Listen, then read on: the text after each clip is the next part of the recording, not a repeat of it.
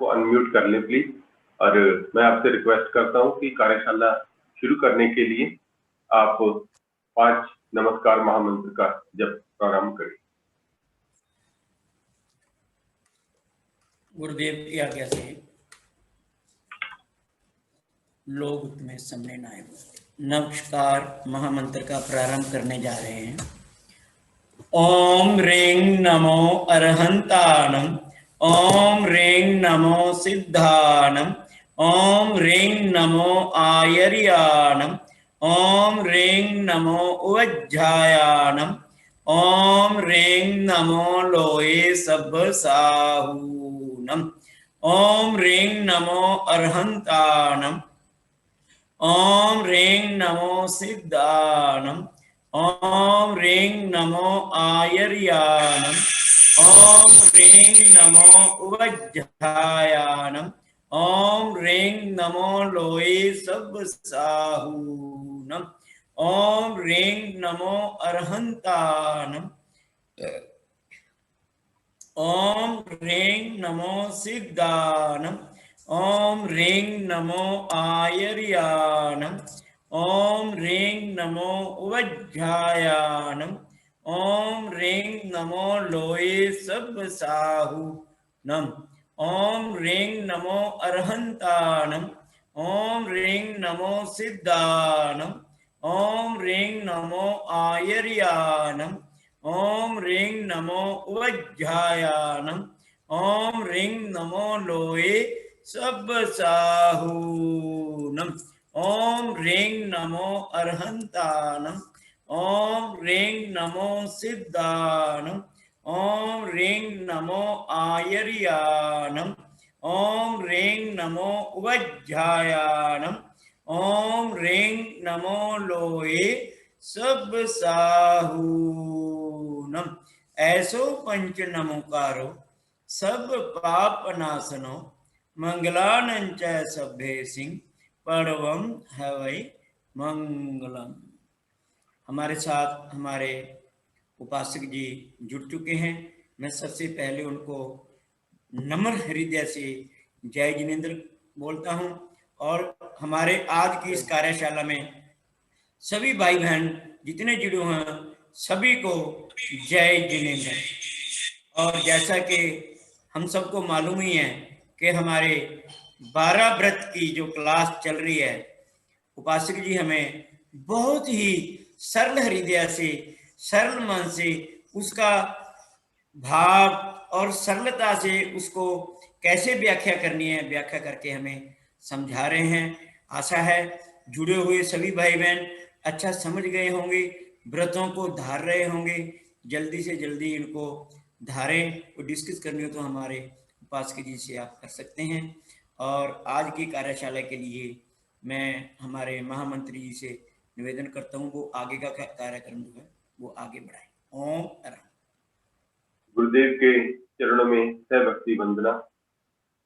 उपासक जी को मैं आदर जय जिनेंद्र और उपस्थित सभी धर्म प्रेमी भाई और बहनों को आदर जय जिनेंद्र। आज हमारे श्रावक के 12 व्रत इसकी 4th सीरीज शुरू होने जा रही है और आशा है कि सभी इसको समझ के धारण करेंगे, ऐसा हमारा पंजाब सभा का उद्देश्य है।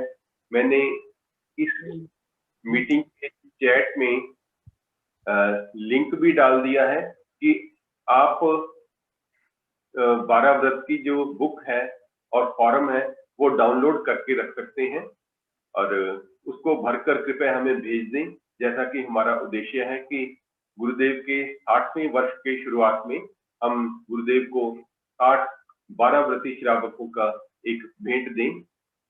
इसके अलावा मैं इस बात का भी जिक्र करना चाहूंगा कि पूज्य गुरुदेव ने 50,000 किलोमीटर की पैदल यात्रा पूरी की है।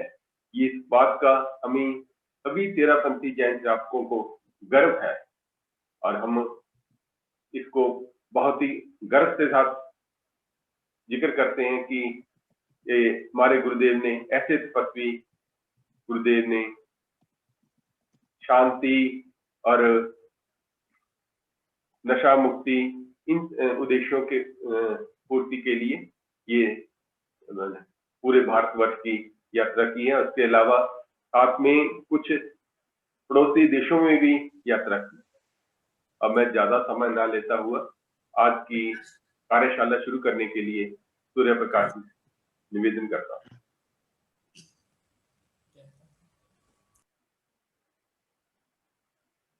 अनंत आस्था के केंद्र परम पूज्य परमाराध्य महातपस्वी आचार्य श्री महाश्रमण जी के चरणों में वंदन। देश भर में विराजित चारित्र आत्माओं के चरणों में वंदन। हमारे यहाँ मरुधर में विराजित शासन श्री साध्वी तिलक श्री जी एवं सहवर्तनी साध्वियों के चरणों में वंदन। पंजाब प्रांतीय सभा के अध्यक्ष महोदय, महामंत्री महोदय एवं सभी पदाधिकारीगण और इस जूम मीटिंग से जुड़े हुए सभी श्रावक श्राविकाएं, हमने पिछली कक्षाओं में श्रावक के 12 व्रतों के बारे में सुना समझा। 12 में से 10 व्रतों की चर्चा हम कर चुके हैं। तो सबसे पहले तो मैं आप सबसे यह निवेदन करना चाहता हूं कि उन 10 व्रतों को स्वीकार करने में आपको कहीं कोई आपत्ति आ रही हो, कहीं कोई दिक्कत लग गई हो, कहीं कोई मुश्किल लग रही हो कि ऐसा तो मैं नहीं कर सकता, तो आप जरूर नोट डाउन करें और हमें बताने का प्रयास करें, ताकि हम उसका कोई वे आउट निकालेंगे भी क्या उसका समाधान हो सकता है या नहीं हो सकता। लेकिन आप हमें बताएं जरूर कि मेरे को ये आपत्ति आ रही है, इसलिए मैं इनको स्वीकार करना नहीं चाहता। केवल अगर आपकी कमजोरी है वो फिर बात अलग है, कि मैं करना ही नहीं चाहता वो एक बात अलग है।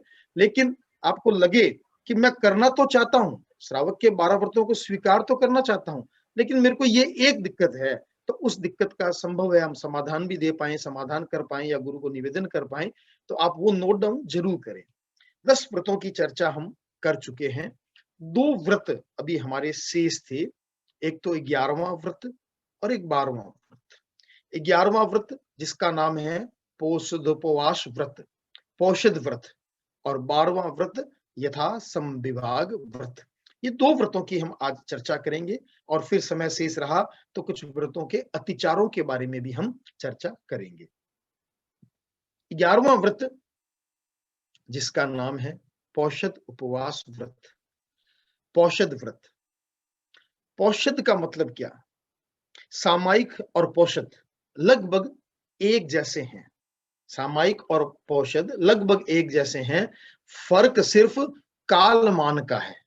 सामायिक 48 मिनट के लिए की जाती है, या हम कह दें एक मुहूर्त के लिए की जाती है, जबकि पोषद जो होता है अहोरात्रि, एक दिन और रात के लिए किया जाता है। केवल ज्यादा जो मेन डिफरेंस है वो इस समय सीमा का ही डिफरेंस है, बाकी सारी चीज सेम है। हम सामायिक में ही सावध्य प्रवृत्तियों का त्याग करते हैं, तो दूसरी तरफ पोषद में भी सावध्य प्रवृत्तियों का त्याग करते हैं। सामायिक में सावध्य प्रवृत्तियों का त्याग सिर्फ 48 मिनट के लिए करते हैं, जबकि पोषद में सावध्य प्रवृत्तियों का त्याग अहोरात्रि, एक दिन और एक रात के लिए करते हैं। तो पोषद व्रत यानी एक दिन और रात के लिए साधु समान चर्या करना। एक दिन और रात के लिए हम, आप यही समझ लीजिए, एक दिन के लिए आप साधु बन गए, एक दिन और रात के लिए साधुचर्या का पालन करना।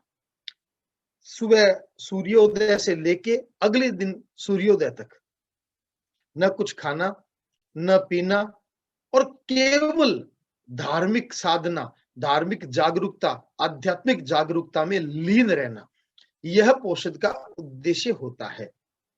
अब पोषदों के प्रकार बताए गए। पोषद कई प्रकार के होते हैं। 3 प्रकार के सामान्यतः पोषद चलते हैं: 4 प्रहरी पोषद, 6 प्रहरी पोषद और 8 प्रहरी पोषद। यानी इसके नाम से हमें पता चल जाता है, प्रहर यानी एक दिन का एक विभाग। हम अगर पूरे दिन को 4 भागों में बांट दें तो 4 प्रहर हो जाता है। 4 प्रहर का एक दिन होता है। उसी प्रकार से 4 प्रहर की एक रात होती है। तो 4 प्रहरी पोषद का मतलब हो गया कि 4 प्रहर के लिए पोषद करना। 6 प्रहरी का पोषद का मतलब हो गया 6 प्रहर के लिए पोषद करना, यानी 1.5 दिन के लिए। और अष्ट प्रहरी पोषद का मतलब हो गया 24 घंटे के लिए, 8 प्रहर के लिए। एक प्रहर लगभग 3 घंटे का माना जाता है, तो 8 प्रहरी पोषद यानी 24 घंटे के लिए पोषद करना। पोषद व्रत का नाम, पूरा नाम जो है पोषदोपवास व्रत, यानी पोषद के साथ में उपवास होना जरूरी है। अगर उपवास नहीं है तो वो पोषद व्रत की श्रेणी में नहीं आती। पोषद व्रत की श्रेणी में आने के लिए आवश्यक है उस दिन उपवास हो। और अगर उसको व्रत की गणना में लेना है, उसको व्रत मानना है, तो उस दिन चौविहार उपवास होना जरूरी है। केवल तिविहार उपवास होने से नहीं चलता, चौविहार उपवास होना उस दिन जरूरी होता है। तो श्रावक चाहे तो 4 प्रहरी करे, चाहे 6 प्रहरी करे, और चाहे अष्ट प्रहरी करे, तीनों प्रकार के पोषद कर सकता है। लेकिन अगर कोई श्रेष्ठ पोषद की बात करे, उत्तम पोषद की बात करे, तो वो होता है पूर्ण पोषद। और पूर्ण पोषद का मतलब होता है 8 प्रहर का पोषद करना, एक दिन और रात के लिए पोषद करना, वह सबसे उत्तम पोषद होता है। अब प्रश्न ये आता है, क्या सभी प्रकार के पोषद पोषद व्रत की गणना में आएंगे? तो आपको इस बात का संज्ञान करवा देता हूं कि जो 4 प्रहरी पोषद है या 6 प्रहरी पोषद है, वो पोषद की गणना में तभी आते हैं जब आप चौविहार उपवास के साथ वो पोषद करते हैं। अगर आपका उपवास चौविहार नहीं है, पानी पी लिया अगर आपने, तो वो पोषद व्रत की गणना में नहीं आएगा, वो 10वें व्रत की गणना में आएगा। और 10वें व्रत का नाम, जैसा कि हमने पिछली क्लास में बताया था, देशावकाशिक व्रत, वो देशावकाशिक व्रत की गणना में आएगा। अगर हमें पोषद व्रत की गणना में उसको लाना है, तो हमें उस दिन चौविहार उपवास करना पड़ेगा। चौविहार उपवास के साथ ही वह पोषद हमारा पोषद व्रत की गणना में आ सकता है। तो ये जो पोषद की हमने बात बताई, अब कई लोग कहते हैं भाई हमारे तो रात को दिक्कत होती है, जैसे विशेषकर बहनों के रात्रिकालीन में दिक्कत होती है, अगले दिन संवत्सरी का उपवास होता है, तो अगले दिन लोगों को, अपने परिवार वालों को पारना भी करवाना होता है, दूसरे काम भी होते हैं। तो हम ऐसा भी कर सकते हैं कि सुबह सूर्योदय के समय पोषद ले लें और सूर्यास्त के बाद में प्रतिक्रमण करके पोषद पाड़ लें। हम दिन दिन का पोषद भी कर सकते हैं, 4 प्रहर का पोषद केवल दिन दिन का भी कर सकते हैं। तो केवल दिन का भी कर सकते हैं, केवल रात का भी कर सकते हैं, और दिन और रात का दोनों का भी कर सकते हैं। लेकिन हमें ध्यान इतना ही रखना है कि हमारा पोषद व्रत संपूर्ण तभी होगा जब हम चौविहार उपवास करेंगे। अगर हमारा चौविहार उपवास नहीं है तो हम पोषद, हमारा जो व्रत है वो पूरा नहीं हो पाएगा। तो जो श्रावक के 12 व्रतों को ग्रहण करना चाहता है, जो भी व्यक्ति श्रावक के 12 व्रतों को ग्रहण करना चाहता है, उस व्यक्ति के लिए आवश्यक है कि वर्ष में कम से कम एक पोषद अवश्य, वर्ष में कम से कम एक पोषद अवश्य करें। तो एक पोषद, और वो सबसे आसान है। सबसे आसान तरीका क्या है? सबसे आसान तरीका है कि हम संवत्सरी के दिन न कुछ हमें खाना, न कुछ पीना, केवल हमें धार्मिक साधना, धार्मिक आराधना करनी होती है। तो उस दिन हम आराम से यह पोषद व्रत पूरा कर सकते हैं। कई लोग कहते थे कि हमसे पोषद नहीं होता है। मेरे साथ भी कई व्यक्ति ऐसे थे, मेरे साथ रहने वाले, जो कहते कि पोषद मेरे लिए मुश्किल है, मैंने आज तक किया नहीं, मेरे से नहीं होगा। लेकिन बंधुओं, अगर आप एक बार कर लेंगे तो आप कभी इसको छोड़ेंगे नहीं। हमारे इस जूम मीटिंग से कई व्यक्ति ऐसे जुड़े हुए हैं जिन्होंने कभी जिंदगी में पोषद नहीं किया था। कोई 40 साल के हो गए, कोई 45 साल के हो गए, और उनको मन में एक बड़ा डर था कि पता नहीं पोषद हम नहीं कर पाएंगे। लेकिन एक बार उन्होंने मेरे कहने पे हिम्मत की और एक बार पोषद किया, और मैं देख रहा हूं कि पिछले 10 सालों से वे लगातार पोषद कर रहे हैं और मनोभाव के साथ कर रहे हैं। ऐसा नहीं है जबरदस्ती कर रहे हैं, पूर्ण मनोयोग के साथ वो पोषद कर रहे हैं। तो हम भी इस पोषद व्रत को पूरा करें। एक कहानी मैं सामान्यतः सुनाया करता हूं पोषद के बारे में, जब भी कोई बात आती है तो मैं एक कहानी सुनाता हूं कि आपने हाथी देखा होगा। हाथी जो सर्कस में होते हैं, तो सर्कस के जो हाथी है, आप अगर वहां जाएंगे तो देखेंगे कि वो एक छोटे से रस्से से बंधे हुए होते हैं। छोटी सी रस्सी से उनको सर्कस के बाहर बांध के रखा हुआ होता है। जब हम देखते हैं तो हमें बड़ा आश्चर्य होता है कि ये छोटा सा रस्सा और एक हाथी को बांध के रख सकती है, बड़ा आश्चर्य होता है। लेकिन बंधुओं, वो संभव कैसे हुआ, कैसे बांध दिया गया? जब हाथी पैदा होता है, छोटा बच्चा होता है, तो उस वक्त महावत जो होते हैं, बड़े होशियार होते हैं, वो क्या करते हैं, उस छोटे बच्चे को उसके पांव से एक रस्सा बांध के खूंटे से बांध देते हैं। अब बच्चा छोटा होता है, उस वक्त उसमें इतनी ताकत नहीं होती है, तो वो उस खूंटे से, उस रस्सी से उस खूंटे को खींचने की कोशिश करता है, रस्सी को तोड़ने की कोशिश करता है। वो खींचता है, नहीं टूटती है। एक बार खींचता है, 2 बार खींचता है, 3 बार खींचता है, 2-3 दिन तक ये सब झटके देता रहता है, खींचता रहता है, लेकिन वो रस्सा नहीं टूटता।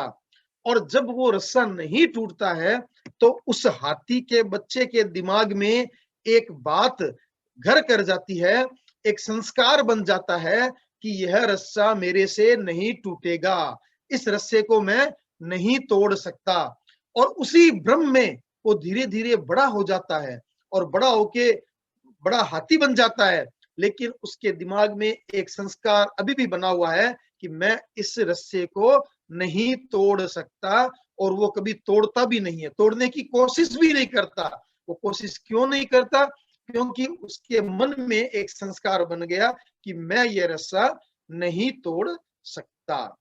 तो इसी प्रकार से हमारे मन में भी एक संस्कार घर कर गया कि ये पोषद, ये हमसे नहीं होगा। हमने अपने मन में बना लिया कि पोषद मेरे से नहीं होगा। अगर वो हाथी अब जब बड़ा हो गया, एक बार भी जोर से उस खूंटे को खींचेगा तो रस्सी तो टूटे या न टूटे, खूंटा ही बाहर आ जाएगा। इतनी ताकत उसके अंदर है, लेकिन वो करता नहीं है। क्यों नहीं करता है? कि उसके अंदर जो बना हुआ संस्कार है, उस संस्कार के हिसाब से वो नहीं टूट सकता। तो इसी प्रकार से अगर हम एक बार हिम्मत करके, ताकत लगा के पोषद अगर कर लेंगे, तो भविष्य में कभी भी पोषद को छोड़ेंगे नहीं, ऐसा मेरा विश्वास है। शारीरिक अस्वस्थता एक अलग बात है। शारीरिक अस्वस्थता के कारण नहीं कर पाए तो हम उसका प्रायश्चित ले सकते हैं गुरुदेव से, वो एक अलग बात है। अन्यथा हम अगर स्वस्थ रहते हुए पोषद न करें, ऐसा नहीं होना चाहिए। हम वो पोषद कर सकते हैं, आप करके देखिए। मेरे कहने पे 1 साल आप करके देखिए, क्या होगा? प्राण नहीं जाएंगे, क्या होगा? हो सकता है थोड़ी प्यास लग जाए, हो सकता है थोड़ा गर्मी का परिचय हो जाए, कुछ नहीं होने वाला। थोड़ा सा हो जाएगा, कितनी देर के लिए? और 24 घंटे का होता है। और 24 घंटे में क्या 24 घंटे के 24 घंटे ही परिचय रहेगा? क्या 24 घंटे ही प्यास लगी हुई रहेगी? ऐसा नहीं होता है। हम उस दिन उपवास तो करते ही है, रात को तो पानी पीते ही नहीं है, सिर्फ दिन में, वो भी कितनी बार, 2 बार 3 बार। तो हम थोड़ा करके अपने आप को, अपने अंदर के आत्मबल को टंटोले, आत्मबल को मजबूत करें, पुरुषार्थ के द्वारा एक बार पोषद करके देखें। मेरा विश्वास है, क्योंकि जितने लोगों ने मेरे साथ जुड़ करके पोषद प्रारंभ किया है, किसी भी व्यक्ति ने पोषद छोड़ा नहीं है, छोड़ा नहीं आज तक। तो उस आधार पर मेरा एक विश्वास बना हुआ है कि अगर आप एक बार पोषद कर लेंगे तो आप निश्चित रूप से कभी छोड़ेंगे नहीं। और आप लोगों को तो बहुत ज्यादा बोलना भी नहीं होता संवत्सरी के दिन, इतनी प्यास भी नहीं लगती। और हम लोग जो उपासक यात्रा करते हैं, हमें सुबह से लेके रात्रिकालीन तक लगातार दिन भर बोलना होता है। हमें 3 बजे 4 बजे तक प्रवचन भी चलाना होता है, सायंकाल प्रतिक्रमण भी करवाना होता है, अर्थ वंदना भी करवानी होती है, सुबह भी कुछ बोलना होता है। तो ये सब होने के बाद भी हम अपनी पोषद व्रत को कभी छोड़ते नहीं हैं। तो थोड़ी भी आप अपने भीतर अपने मनोबल को टंटोले और अपने पुरुषार्थ के द्वारा अपने आत्मबल के द्वारा इसे आगे बढ़ाएं और पोषित करने का प्रयास करें, पोषित करने का अभ्यास करना शुरू करें। तो यह पोषित व्रत जो आपको बताया गया। अब कुछ लोगों को जब श्रावक के 12 व्रतों की चर्चा करते हैं तो यहीं पे आके अटक जाते हैं। वे कहते हैं बाकी सारे तो ठीक है, बाकी सारे हम कर लेंगे, कोई आपत्ति नहीं है, लेकिन पोषद वाले मामले में अड़ जाते हैं। तो एक आपको खुशखबरी और बताता हूं। मैं तो कहता हूं पोषद ही करना चाहिए, सबसे पहले तो हम कोशिश करें पोषद ही करें, लेकिन हमारे गुरु ने इसका एक विकल्प दिया है। और विकल्प क्या दिया है?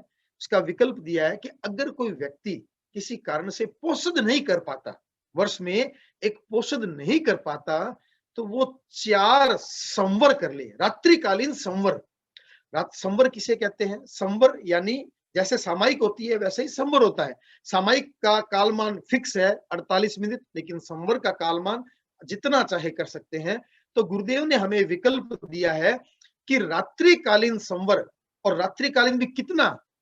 रात को 8 बजे से लेकर सुबह सूर्योदय तक, रात को 8 बजे से सुबह सूर्योदय तक ऐसे 4 संवर कर ले तो पोषद की पूर्ति हो जाती है।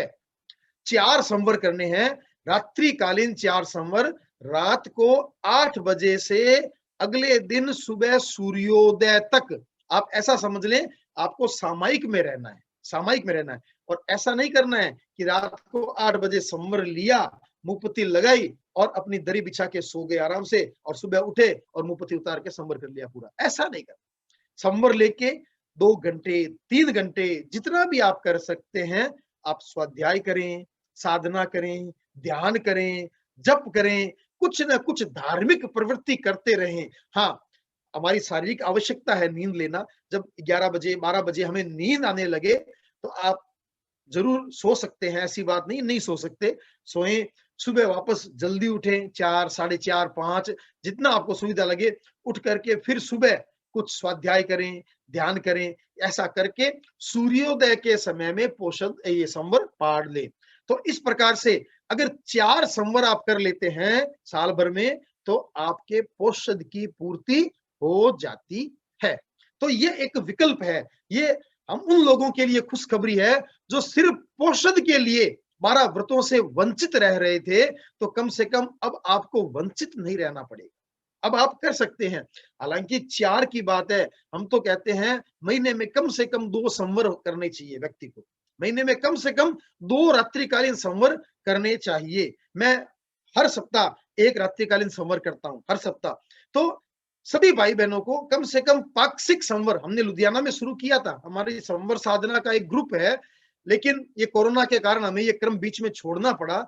लेकिन जब मुनि श्री हिमांशु मुनि जी यहाँ विराज रहे थे तो उन्होंने प्रेरणा देके एक बहुत ही अच्छा क्रम प्रारंभ करवाया, और हम 15 दिन से एक संवर 15 दिन में सामूहिक रूप से भवन में करते थे। लेकिन ये कोरोना आने के बाद में यह क्रम हमारा टूट गया। अब हम वापस इस क्रम को संभवतः जल्दी ही प्रारंभ करेंगे। हमारे बहुत से लोग इसमें जुड़े हुए हैं, विंध्याचल जी जुड़े हुए हैं, हमारे सुशील जी पटवा जुड़े हुए हैं, ये सारे हमारे संवर ग्रुप के सदस्य हैं, मनोज जी छाजेड़ हैं, हेमंत जी है, ये सारे के सारे हमारे संवर ग्रुप के सदस्य हैं। और हम 15 दिन से एक संवर सामूहिक रूप से भवन में करते थे। और मैं तो निवेदन करता हूं हमारे अध्यक्ष महोदय केवल कृष्ण जी से कि वे सभी संस्थाओं, सभी सभाओं को ऐसा एक निर्देश, ऐसी एक प्रेरणा दे कि जहां जहां भवन है वहां पाक्षिक संवर अवश्य हो। 15 दिन में एक बार, क्या है, घर पे सोते हैं, भवन में जाके सो जाएंगे। 15 दिन में एक दिन अगर हम भवन में जाके अपनी एक दरी साथ में ले जाएं और वहां जाके घंटे 2 घंटे 3 घंटे जहां तक हम जागते हैं स्वाध्याय करें, सामूहिक जप करें, सामूहिक आध्यात्मिक गीत गाएं और ऐसी तत्व चर्चा करें, और करते करते रात को सो जाएं, सुबह उठ के फिर हम कुछ अपना स्वाध्याय कर लें और सूर्योदय होने पर संवर को पार करके और अपने घर आ जाएं। तो उसमें कोई किसी का न तो काम बाधित होता है, न किसी का व्यवसाय बाधित होता है, न किसी की कोई दिक्कत आती है। तो ऐसा हमें प्रयोग जरूर करना चाहिए। इसमें सभी फायदे हैं। सबसे पहला फायदा हमारी आत्मनिर्जरा होती है। दूसरा फायदा, हम तत्व चर्चा करते हैं तो हमारे ज्ञान का विकास होता है। तीसरा फायदा, हम अपने भवन को खोल पाते हैं भवन को संभाल पाते हैं। और चौथा फायदा, हम अपने साधर्मिक भाई बंधु वहां इकट्ठे होके एक दूसरे के साथ घुल मिल जाते हैं, रहने का हमें एक मौका मिल जाता है।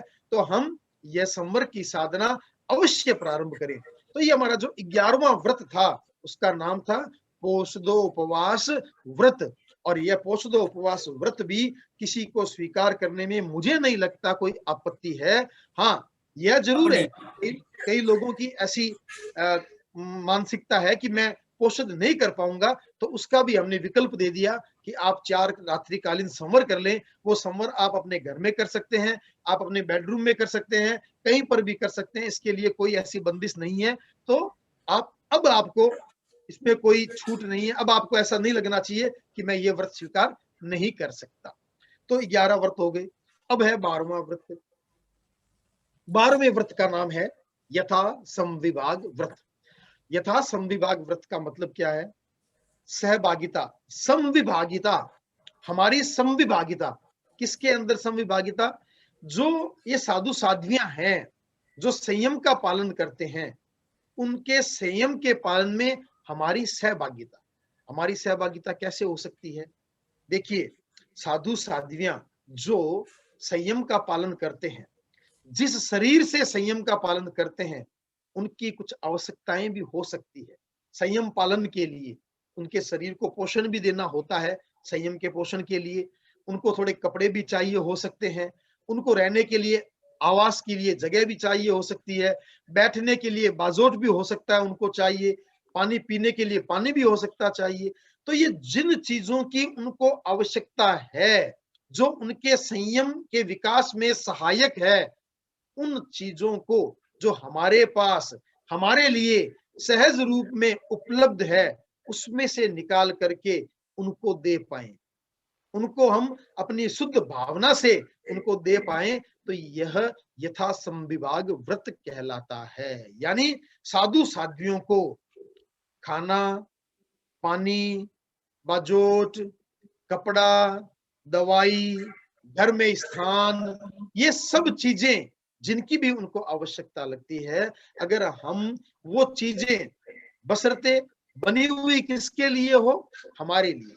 साधु साधियों के लिए बनी हुई ना हो, हमारे लिए बनी हुई हो, और हमारे लिए बनी हुई चीज में से अपना हिस्सा निकाल करके अगर हम साधु साधियों को देते हैं, तो वहां पर हमारा 12वां व्रत पूरा होता है। यथा समविभाग व्रत हमारा पूरा होता है। लेकिन बंधुओं, आप ये बात मान के चलना, आपका व्रत पूरा तभी होगा जब आप अपने हिस्से में से कोई चीज बहराएंगे। अपने हिस्से में से अगर आपने दूसरे के हिस्से की चीज बहरा दी, तो वहां आपका व्रत पूरा नहीं होता है। क्योंकि आपकी भावना क्या होनी चाहिए कि मेरे लिए जो चीज है, जो मेरी है, उस मेरी चीज में से कुछ हिस्सा मैं साधु साध्वियों को दूं, ताकि वे अपने संयम पालन में अपने शरीर को पोषित कर सके, उनकी कोई चीज काम आ सके, तो अपने हिस्से में से दूं। हम देखते हैं कई बार हम गोचरी करवाते हैं, अपने घर पे साधु साध्वियां पधारे और हमने उनको गोचरी करवाई, और गोचरी करवा के साधु साधियों ने 1 फुल्का 2 फुल्का जो भी लिया और वो चले गए। हम रोज 4 फुल्के खाते हैं, और आज हम खाना खाने बैठे और हमने पूरे 4 फुल्के खा लिए। तो आप बताएं, आपका व्रत पूरा कैसे हुआ? थोड़ा सा चिंतन करें, थोड़ा सा समझने का प्रयास करें।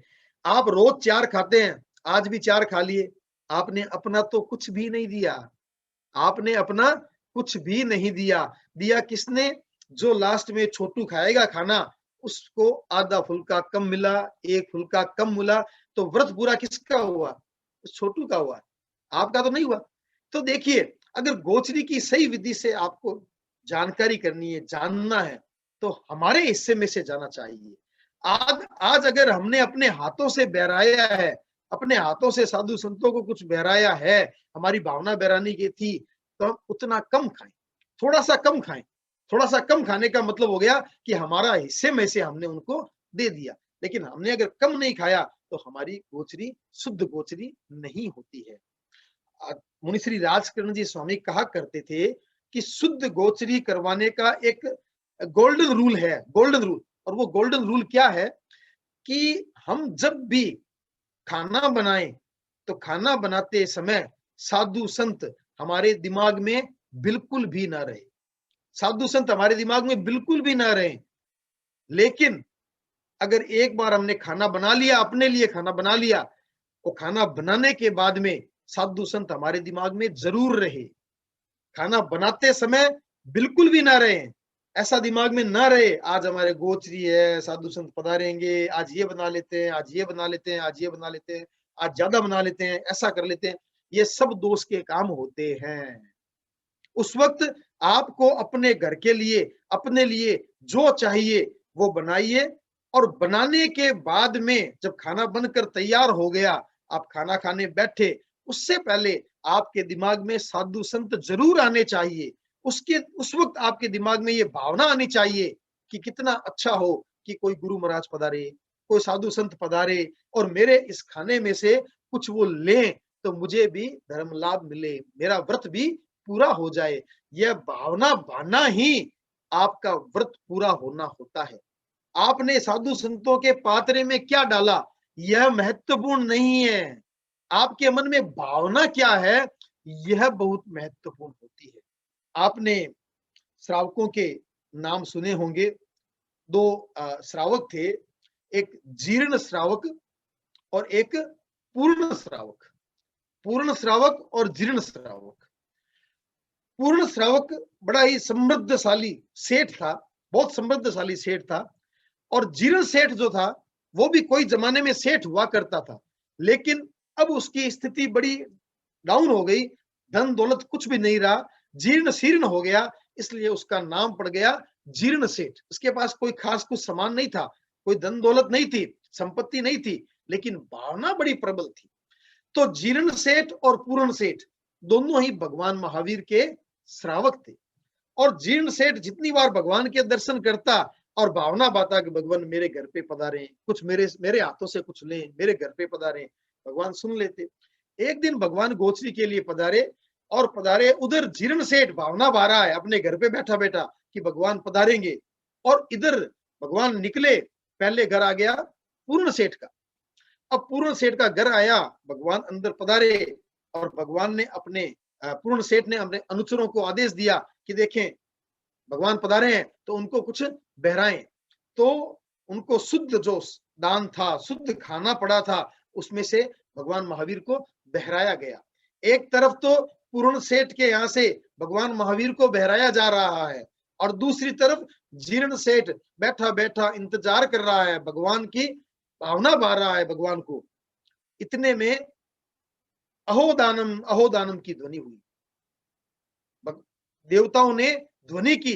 जब कोई श्रेष्ठ दान, उत्तम दान प्रदान करता है तो अहोदानम की ध्वनि होती है, देवता ध्वनि करते हैं।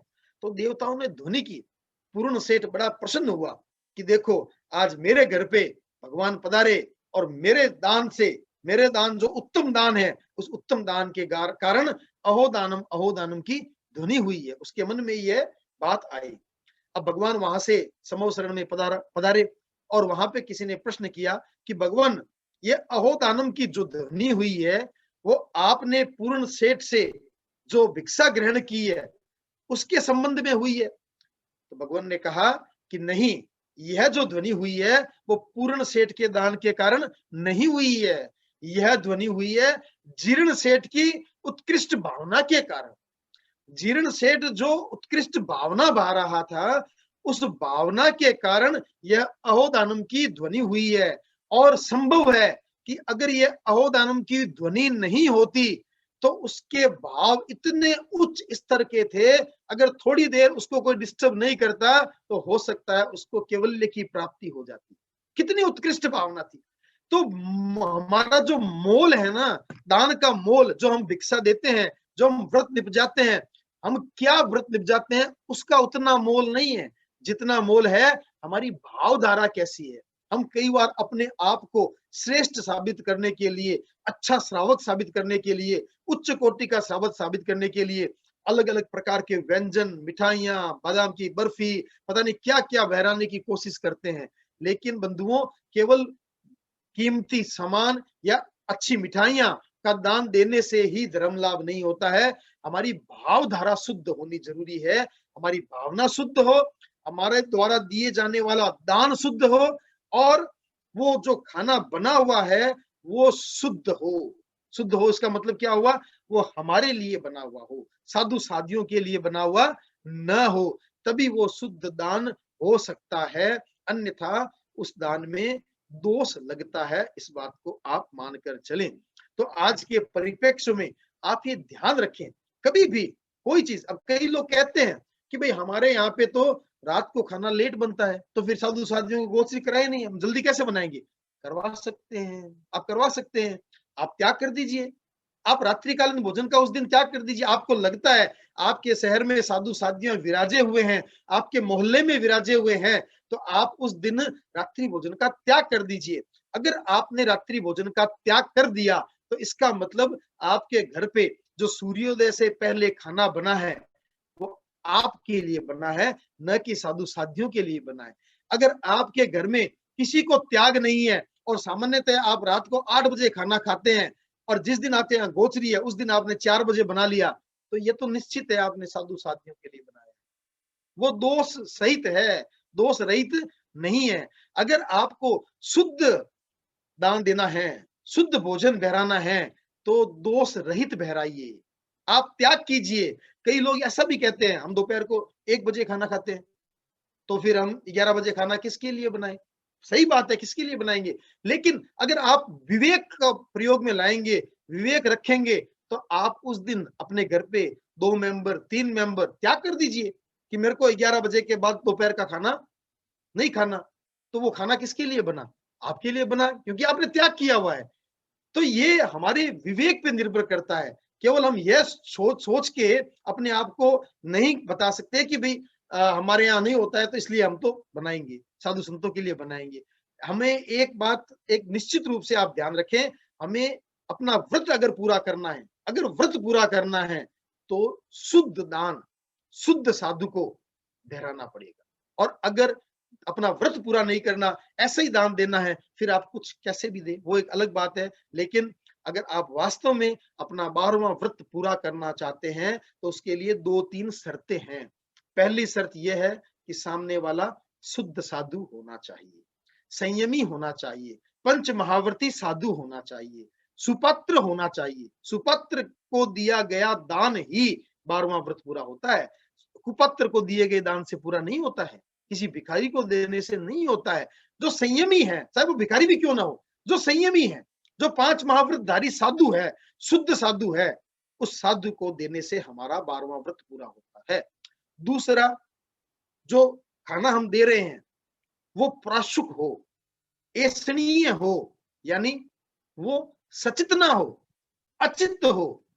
और तीसरी, वो खाना शुद्ध हो, वो दान शुद्ध हो, यानी वो हमारे लिए बना हो, साधु साधियों के लिए न बना हो। ये तीनों इसकी आवश्यकताएं हैं।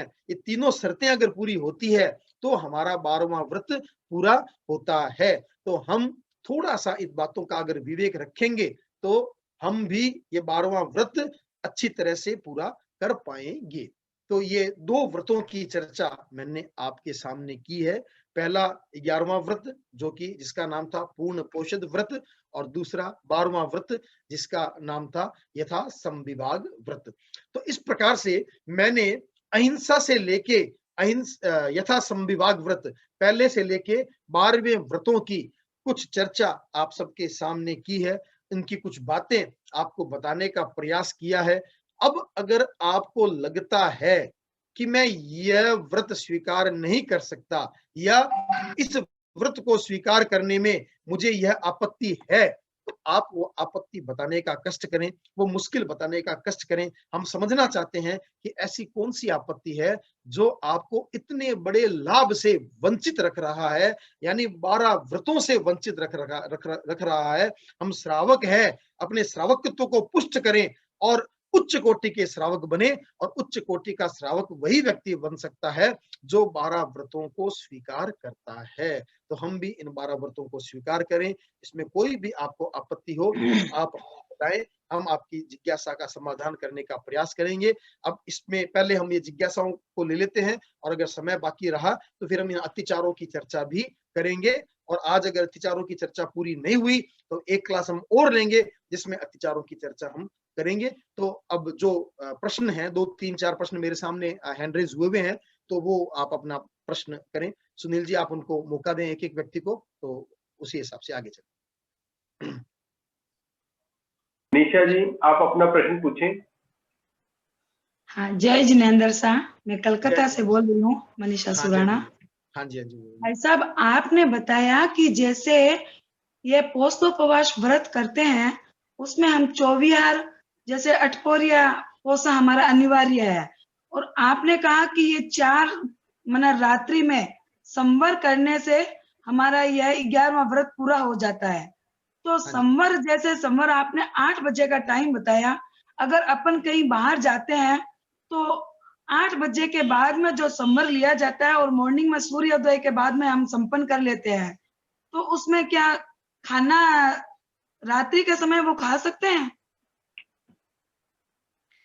नहीं, देखिए, बात ऐसी है, जो संवर किया जाता है उसमें आहार के त्याग की बाध्यता नहीं है। संवर आपने अगर ले लिया, संवर लेने से पहले आपने खाया पिया, उससे कोई मतलब नहीं है। संवर लेने के बाद तो खाने पीने का प्रश्न ही नहीं है। संवर लेने के बाद तो खाने पीने का प्रश्न ही नहीं है। लेकिन ये जो 4 संवर हैं, वो 4 संवर वही माने जाएंगे जो रात्रि 8 बजे से पहले हमने ले लिए और अगले दिन सूर्योदय के बाद में पाड़े हैं, वही संवर गिनती में आएंगे। 8 बजे के बाद में अगर हमने लिए हैं तो वो संवर गिनती में नहीं आएंगे। यह इसके, क्योंकि गुरुदेव ने श्रावक संदेशिका में यह स्पष्ट लिखवाया है कि 4 संवर, और उसकी समय सीमा भी उन्होंने निर्धारित की है कि रात्रि 8 बजे या उससे पहले वो ग्रहण करें, सूर्योदय के बाद में उसको पाड़े, वही संवर गिनती में आएंगे। क्योंकि अपन लोग उपासक लोग हैं, बाहर जाते हैं तो अपन किसी को समझाते हैं ना, तो अपना यही है ना कि भाई 8 बजे से लेने का और सुबह सूर्योदय के बाद में आपको पाड़ने का होता है। बिल्कुल बिल्कुल। ओम हरम, ओम हरम।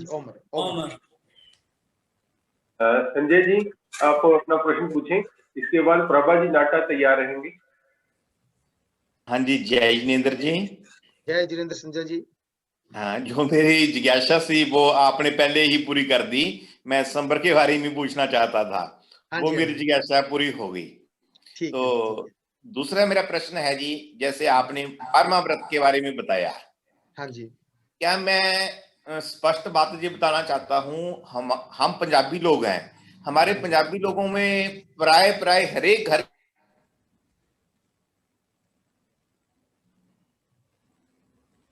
जैसे हमारे लौंगोवाल टेंपल।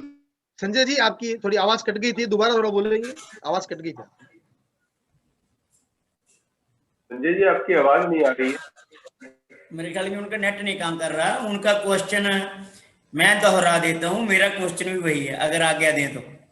हाँ जी, हाँ जी, हाँ जी। मंत्री जी, मैं ये कहना चाहता, जैसे संजय जी बता रहे थे कि हम पंजाबी लोग हैं, हम थोड़ा भावुक होते हैं। अक्सर साधु साधियां भी हमें कह देते हैं भी आप जल्दी भावुक हो जाते हो। हमारे हाँ जी, हाँ जी।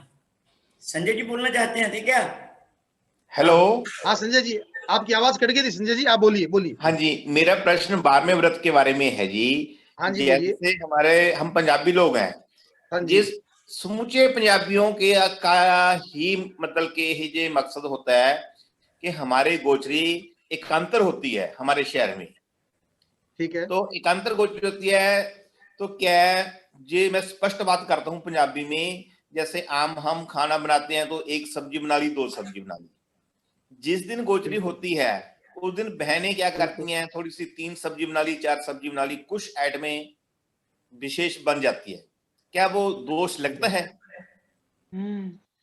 देखिए, अगर तो आपके मन में यह भावना है कि आज हमारे साधु संत पधारेंगे इसलिए हम थोड़ा अतिरिक्त बना लें, तो निश्चित रूप से दोष लगेगा, निश्चित रूप से दोष लगेगा। और आपके मन में है कि आज मेरे को ये खाने की इच्छा हो रही है, मैं ज्यादा बना लूं, 2 बना लूं, 4 बना लूं, और उसके बाद में साधु संत पधार गए, उसमें दोष नहीं है। लेकिन अगर मन में यह मानसिकता है कि साधु संत आज हमारे गोचरी है, होती है, मैं मानता हूं, केवल पंजाबियों की बात नहीं है, आप ये मत सोचे पंजाबी, ये पंजाबी हो चाहे मारवाड़ी हो राजस्थानी हो कोई भी हो, ये मन में थोड़ी मानसिकता आए बिना रहती नहीं है कि आज हमारे यहाँ गोचरी है तो आज कुछ अतिरिक्त बना लें। तो इसीलिए हम कहते हैं आप ऐसी मानसिकता न रखें। आपका दोष लग रहा है, आप गोचरी तो करवा रहे हो लेकिन आपका दोष लग रहा है, आप दोष लगाने का काम न करें। आपका जो बना हुआ है सहज रूप से, साधु संतों अगर आधा बिस्किट भी ले लेते हैं ना तो भी आपका व्रत बहुत अच्छा पूरा हो सकता है। बहुत ज्यादा आइटमों की उनको जरूरत नहीं होती है, लेकिन हमारी भावना जो कई बार क्या होता है, श्रद्धा इतनी ज्यादा, श्रद्धा का अतिरेक हो जाता है कि हम भावुक हो जाते हैं। लेकिन भावुक होने के साथ साथ सिद्धांतों को हमेशा ध्यान रखें, सिद्धांत को हमेशा ध्यान रखें। हमने सबसे पहला सिद्धांत लिया था, शुद्ध साध्य के लिए साधन भी शुद्ध होने चाहिए। हमारा साध्य अगर आत्मा की शुद्धि है तो उसके साधन भी सही होने चाहिए। फिर महाराज के आगे झूठ ना बोलें, ये किसके लिए बनाया जी, ये महाराज बस हमने अपने लिए बनाया जी, इतना जल्दी क्यों बनाया, जल्दी बनाते हैं जी हम। ये झूठ बोलना, झूठ बोल करके अगर हम अपना व्रत पूरा करना चाहते हैं तो वो कैसे संभव है। असत्य के द्वारा अहिंसा को कैसे बढ़ाया जा सकता है, कभी नहीं बढ़ाया जा सकता। तो हम जो है सहज रूप में जो है वही महाराज को बोले भाई हमारे पास तो यह उपलब्ध है, तो वो आप बहराएं तो वही शुद्ध दान हो सकता है। हालांकि ये सिद्धांतों में कहना बड़ा आसान है, व्यवहार में थोड़ा मुश्किल है। इस बात को मैं भी मानता हूं कि व्यवहार में थोड़ा मुश्किल है, लेकिन अगर हम सिद्धांत को समझेंगे, सिद्धांत को दिमाग में रखेंगे तो कहीं ना कहीं व्यवहार में भी ले आएंगे, यह एक निश्चित बात है। तो थोड़ा सा आप इन बात को समझने का प्रयास करें। हाँ संजय जी, एक बात और मैं बताना चाहता हूँ संवर के बारे में, जो पहले एक प्रश्न उन्होंने पूछा था मनीषा जी ने। आपको इस बात को मैं आपको एक क्लियर कर देता हूँ कि यहाँ पे संवर के दो प्रकार हो गए, दो प्रकार के संवर हो गए। एक संवर तो हो गया जो हमारे पोषद व्रत को पूरा करने के लिए 4 संवर करने हैं, एक तो ये 4 संवर हो गए। इन 4 संवरों की तो बाध्यता है कि हम 8 बजे से पहले लें और सूर्योदय के बाद में पाड़े। इसके अलावा हम कोई संवर करना चाहते हैं, जैसे मैंने आपको एक प्रेरणा दी कि आप सामूहिक रूप से भवन में संवर करना शुरू करें, या मैं जैसे करता हूं सप्ताह में एक संवर, वो आप 8 की जगह 9 बजे भी ले सकते हैं। अगर कोई टाइम ज्यादा हो गया तो 10 बजे भी ले सकते हैं। और सुबह आपको कहीं जाना है, आपको लेट हो जाती है, तो सूर्योदय का इंतजार करने की भी जरूरत नहीं है। आप 5 बजे तक, 6 बजे तक, 6:30 बजे तक जितना मर्जी कर सकते हैं। संवर की कोई कालमान वैसे कोई निश्चित नहीं है, लेकिन अपने पोषद व्रत की पूर्ति के लिए जो 4 संवर करने हैं, उन संवरों की बाध्यता है वो रात्रों को 8 बजे से पहले ग्रहण करने हैं और अगले दिन सूर्योदय के बाद में उसको पूरा करना है। ये वो समझ में आ गया। ठीक है ना। हाँ जी। दूसरा एक मतलब की जिज्ञासा और है। हाँ जी। जैसे 12वां व्रत है संविभाग साधु साध्वियों का, जैसे किसी साधु साध्वी को दवाई की अपेक्षा है, हाँ जी, हाँ जी, दवाई की अपेक्षा है, वो तो दवाई फिर अपन साधु साध्वी के लिए ही लाएंगे भी, क्या उसमें भी दोष लगेगा? इसमें 2 बातें हैं। दवाई जहां तक साधु साध्वियां कोशिश करते हैं कि दवाई की दुकान पर जाकर दवाई के दुकानदार को समझा करके कि भाई देखो हम ऐसे पैसों से खरीदते नहीं है, अगर तुम्हारी भावना हो और तुम बहराना चाहो तो हम ले लेते हैं। तो प्राय तो ऐसे दुकानदार समझदार होते हैं, समझ जाते हैं, वो अपनी तरफ से साधु साध्वियों को बहरा देते हैं, तो उसमें तो दोष लगता नहीं है। लेकिन अगर क्रीत होती है, क्रीत का मतलब खरीदी हुई होती है, कई बार साधु साध्वियों को खरीद करके भी देनी पड़ती है बीमारी के केस में, तो वहां पे उनको प्रायश्चित लेना पड़ता है, उनको दोष लगता है, उनको प्रायश्चित लेना पड़ता है, ये निश्चित। अपने को तो नहीं दोष लगता अगर अपन दवाई तो दिए नहीं ना। नहीं कई बार वो हमारा दान नहीं है, वो हमारा शुद्ध दान नहीं है, वो हमारा शुद्ध दान नहीं है, क्योंकि वो दवाई हमारे लिए नहीं थी, हमने साधु संतों के लिए खरीदी है, तो वो हमारा दान शुद्ध दान नहीं है। ठीक है जी, ओम राम। हाँ जी, हाँ जी, हाँ जी, प्रभा जी, प्रभा जी। जय जिनेंद्र सर। जय जिनेंद्र सर। एक तो मेरा पोषक के बारे में ही था, जैसे परिचय का नहीं प्रॉब्लम है मेरे को, प्रॉब्लम शारीरिक प्रतिकूलता, और परिवार में भी जैसे दुकान से ये लोग आते हैं, ऑफिस से वापस आते हैं, रात को 10 बज जाती है, तो वो 8 बजे का टाइम भी मेरे को सेट नहीं करता, घर में अकेली हूँ तो दरवाजा वगैरह भी खोलना होता है, और इसी कारण से मैं पोषक भी नहीं कर पाती हूँ। और कुछ जैसे नीचे बेड से नीचे में थोड़ा अनुकूलता नहीं है, शारीरिक अनुकूलता नहीं है, तो उस हिसाब से भी संवर या पोषक कुछ भी करूं तो क्या बेड अलाउ है? देखिए, आप संवर करें चाहे पोषद करें, बेड पे सोना कोई मना नहीं है। हाँ, गद्दे पे सोना मना है। गद्दा हटा दे, गद्दा हटा के दरी बिछा के सो जाए या कोई पट पे सो जाए, कोई मना नहीं है उसके लिए कोई मना नहीं है। आपकी अगर शारीरिक अस्वस्थता है, शारीरिक ऐसी कोई मजबूरी है कि आप नीचे नहीं सो सकते, तो कोई जरूरी नहीं है आपको नीचे सोना, लेकिन गद्दे पे नहीं सो सकते। गद्दा आप हटा दें, आप दरी बिछा के बेड पे सो जाएं, कोई दिक्कत नहीं है। दूसरी बात, आपने कहा घर में लेट आते हैं, या तो मैं तो कहता हूँ कि सबसे बढ़िया है ना संवत्सरी के दिन करें। उसमें उस दिन ना दुकान जाना होता है ना आना होता है, कोई बात ही नहीं है। और उसमें भी आपको मैंने कह दिया, रात्रिकालीन दिक्कत है, आप दिन दिन का पोषद कर लें।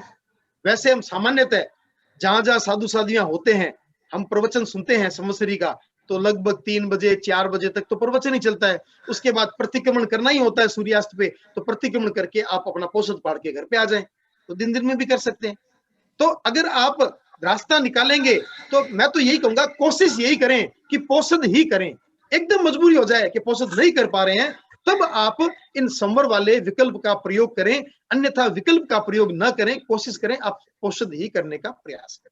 एक्चुअली में अभी 4 साल से मैं नहीं कर पा रही हूँ, नहीं तो पहले तो हर साल मेरा पोषद ही होता था, भवन में ही होता था, वो भी सामूहिक। तो ठीक है, अब आपको विकल्प मिल गया, तो आप कर सकते हैं।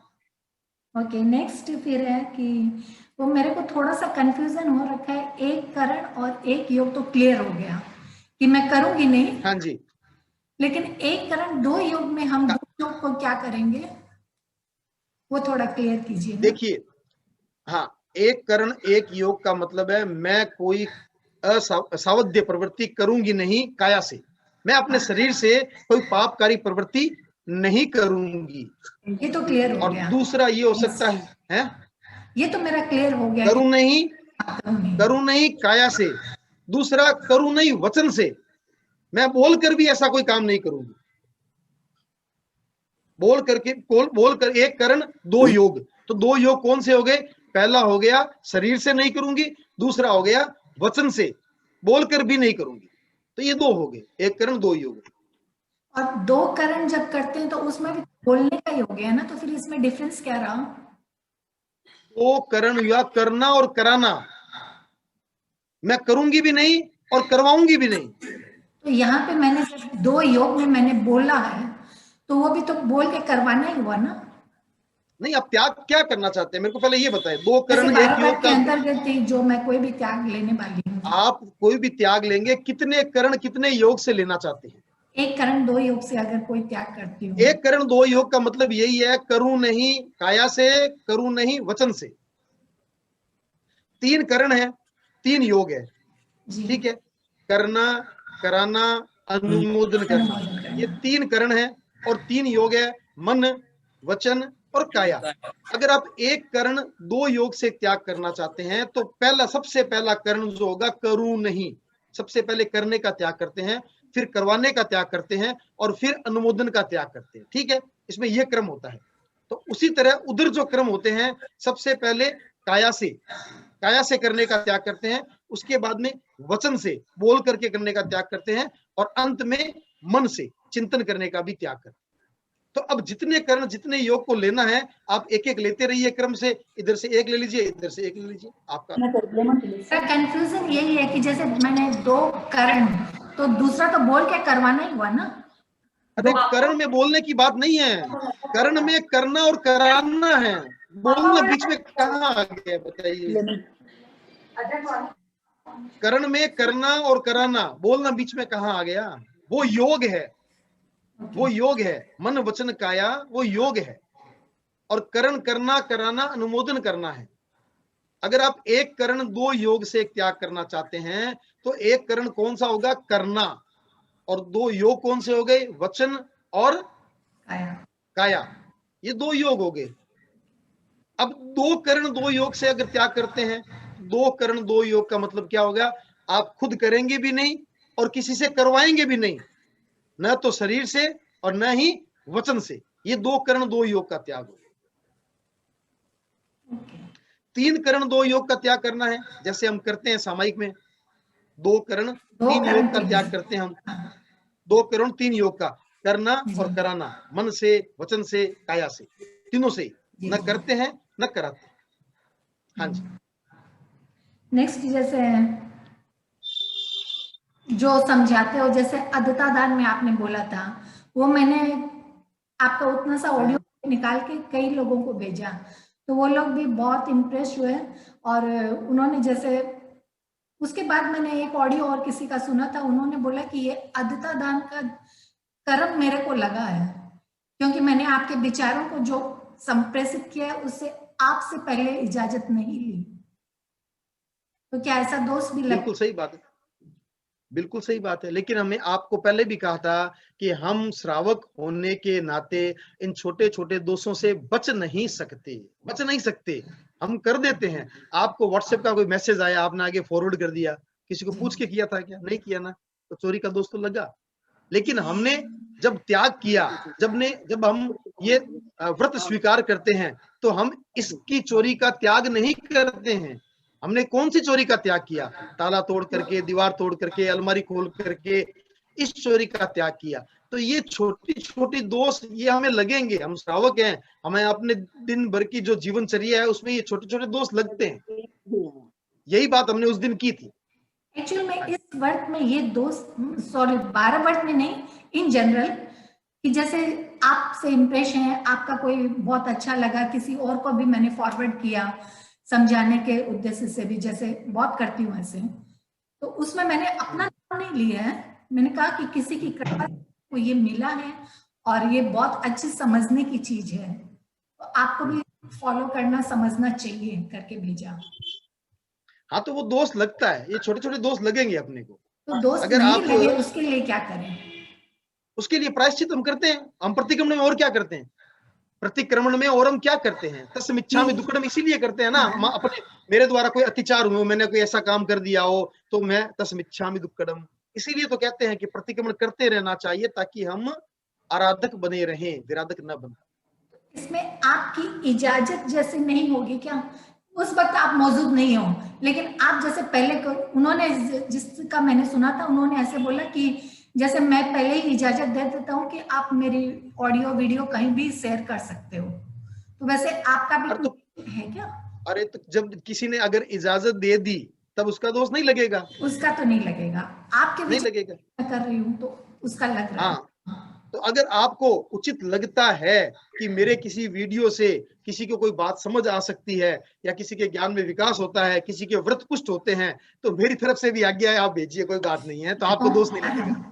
ओम लास्ट एक और है, नेक्स्ट, रास्ते की सेवा में जब गोचर संबंधी दोस्त लगता है, कई बार लगता है, क्योंकि रास्ते की सेवा में हम 3 बहनें मान लो महिला मंडल की तरफ से जाते हैं या 4 बहनें जाते हैं, लेकिन खाना तो हम लोग 10-15 लोग का लेके जाते हैं, वैसे करते हैं।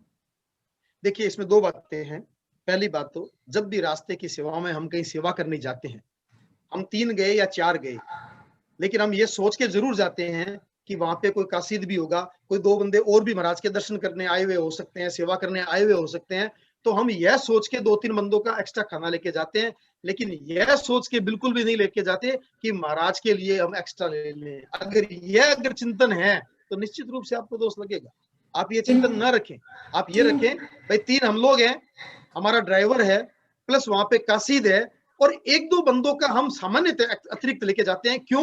क्योंकि देखो, जहां साधु संत विराजते हैं ना, कोई ना कोई व्यक्ति दर्शन करने के लिए आया हुआ होता है, सेवा करने के लिए आया हुआ होता है, तो हमारे मन में होता है हम वहां पे बैठ के खाना खाएंगे तो उसको भी कुछ खाना खिलाएंगे, तो ये 1-2 व्यक्तियों का हम अतिरिक्त लेके जाते हैं, लेकिन साधु साधियों के सोच करके नहीं ले जाना, वहां पे दोष है, वहां पे दोष के बात की है। इन जनरल बोलते यही है कि महाराज का रास्ता की सेवा में जावा, टिफिन तैयार करा, ये बोल के लेके जाते हैं। तो वो गलती है, अब क्या कहें, मतलब वो तो उसको मैं सही तो कैसे मानूं? ओके, लास्ट वन, जैसे यहाँ पे साउथ में रहती हूँ, वहाँ पे साधु साधुओं का योग बहुत कमती मिलता है मेरे को, तो ये बट कैसे मेरा फलित हो? हाँ, ये बहुत अच्छा प्रश्न आपका है कि देखिए, बहुत सी जगह ऐसी है जहां पे साधु संत नहीं विराजते हैं, और साधु संत नहीं विराजते तो वहां पे फिर कैसे उसका व्रत पूरा होता है। इंग्लैंड के एक व्यक्ति आए, डॉक्टर थॉमस यहाँ भारत आए थे और उन्होंने जैन धर्म पे काफी विचार विमर्श, काफी एक थीसिस की थी। तो वो लाडनू पहुंचे और गुरुदेव श्री तुलसी के पास सेवा में पहुंचे और गुरुदेव श्री तुलसी के साथ बैठे थे। तो उन्होंने बताया कि मेरा एक मित्र है हर्बर्ट वारेन मेरा एक मित्र है जो इंग्लैंड में रहता है और वो 12 व्रती श्रावक है, 12 व्रती श्रावक हर्बर्ट वारेन। तो वो वहां लंदन में रह करके भी 12 व्रतों को पूरा करता है।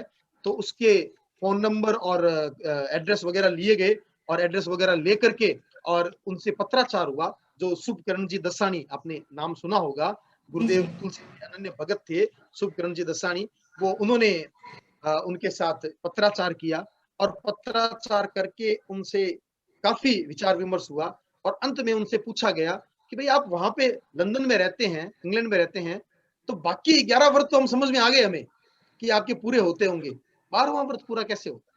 वहां पे तो कोई साधु संत नहीं आते, 12वां व्रत पूरा कैसे होते हैं?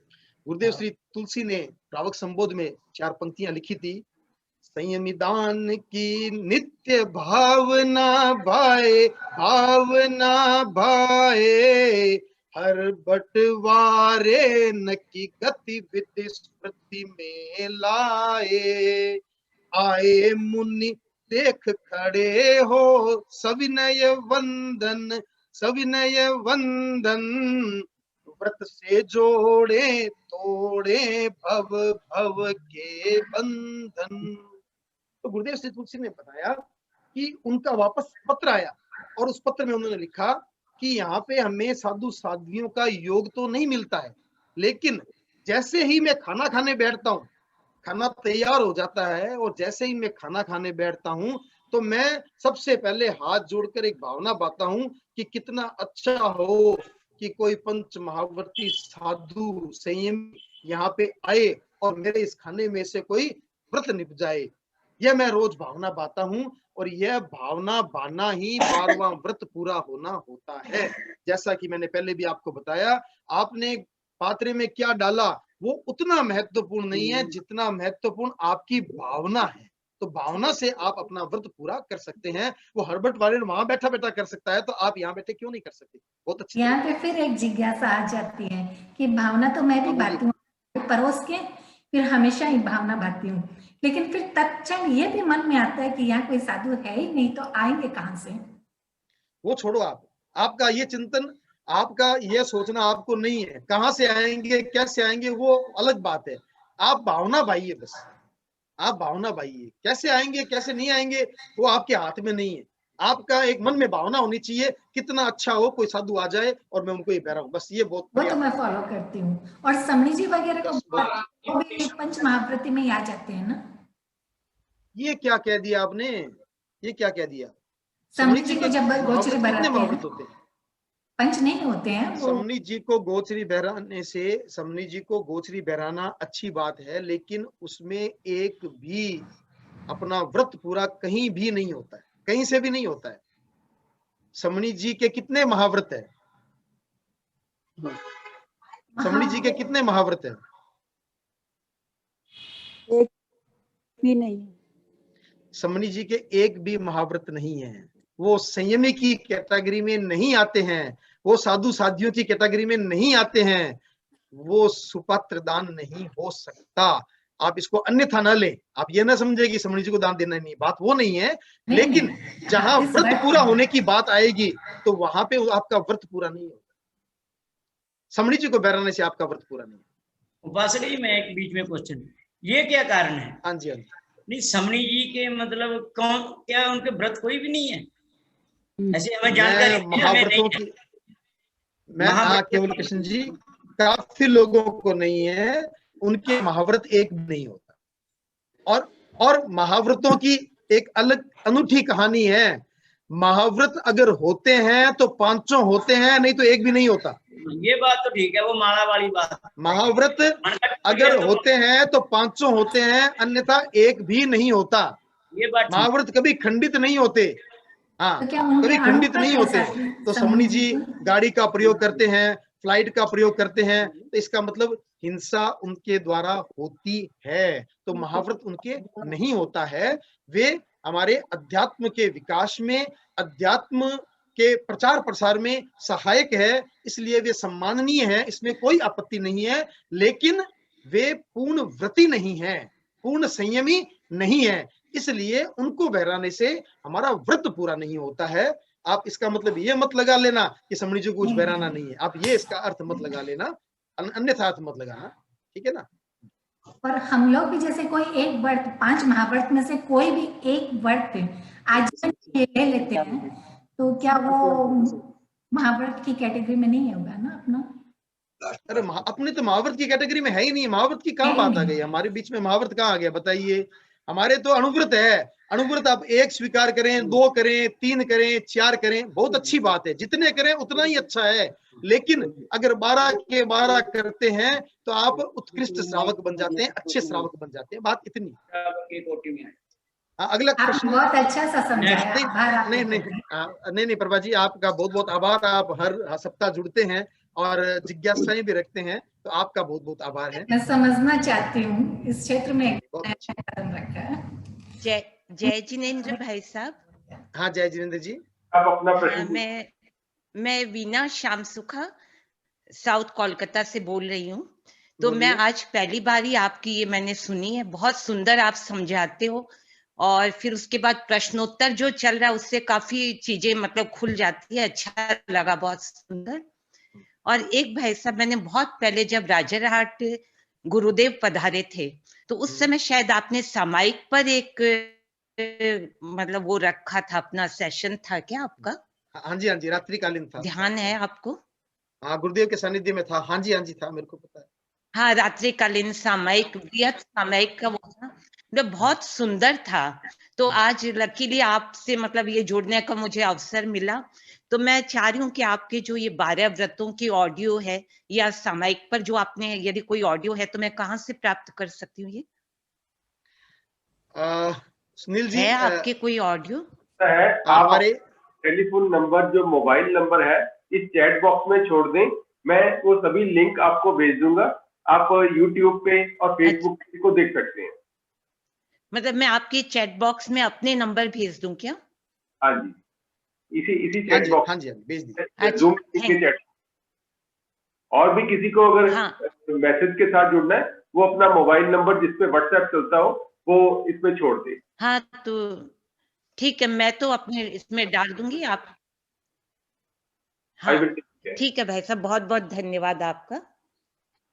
सत्यभामा जी, और कोई प्रश्न सुनील जी? और कोई प्रश्न? सत्यभामा जी। हाँ सत्यभामा जी, प्रश्न आपका।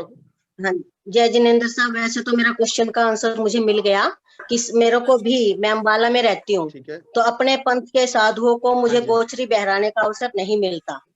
तो भावना तो भाते हैं, तो इसका और कोई विकल्प तो हो ही नहीं सकता मेरा ख्याल है, या है तो कोई बताओ कुछ। हाँ बस यही साधु संत भावना बातें रहे, बस भावना बातें रहे। अच्छा, एक और था भाई साहब, ये हरियाणा से भावना का बड़ा महत्व होता है, और भावना बातें हैं तो कभी न कभी पूरी हो जाती है। हाँ जी। और एक ये दिशी परिमाण व्रत के बारे में बताना था, पूछना था। जैसे हम घर से 50 किलोमीटर का मान लिया, मैंने रख लिया कि मैं एनसीआर में 50 किलोमीटर तक रोज जाऊंगी, जा सकती हूँ, और अगर कभी जाना पड़ जाए 300 किलोमीटर घर तक, तो फिर उसके लिए रोज आगार रखना पड़ेगा भी 300 किलोमीटर तक जाने का मेरा आगार है, ऐसा मैं रखती हूँ जब 14 नियम आते हैं। तो अगर कोई विशेष कारण से अगर आपने आगार रखा है, कोई बीमारी के कारण, कोई और ऐसी परिस्थिति आ गई जिसके कारण मुझे कोई मरना खपना हो गया, तो उसके लिए जाना पड़ा, तो उसका आगार आप रख सकते हैं। अन्यथा आपको आगार जो रखेंगे वो आपने रखना है, आप अपने हिसाब से रख सकते हैं आगार। हाँ, उसी का ही रखना होता है ना, इमरजेंसी में कहीं भी जाना पड़ेगा तो घर का जाने का। हाँ जी, हाँ जी, हाँ जी। और एक ये था कि जैसे हम मान लिया 24 घंटे में 3 घंटे का या 4 घंटे का खुला रखते हैं, तो फिर 24 घंटे में से 4 घंटे ही खाना है, तो जब हम खा पी लेते हैं तो उसके बाद त्याग करना पड़ता है क्या? हर बार त्याग करना पड़ेगा? त्याग तो करना ही पड़ेगा। त्याग नहीं करेंगे तो अब 24 घंटे में 4 घंटे कौन से हैं, ये तो आपको डिस्क्राइब करना पड़ेगा ना, भाई ये 4 घंटे के छोड़ के बाकी मैंने त्याग करना है। त्याग तो आपको करना ही पड़ेगा ना, बिना त्याग किए कैसे? जब भी खाना पीना हम खाएंगे तो उसके बाद हमें त्याग करना है।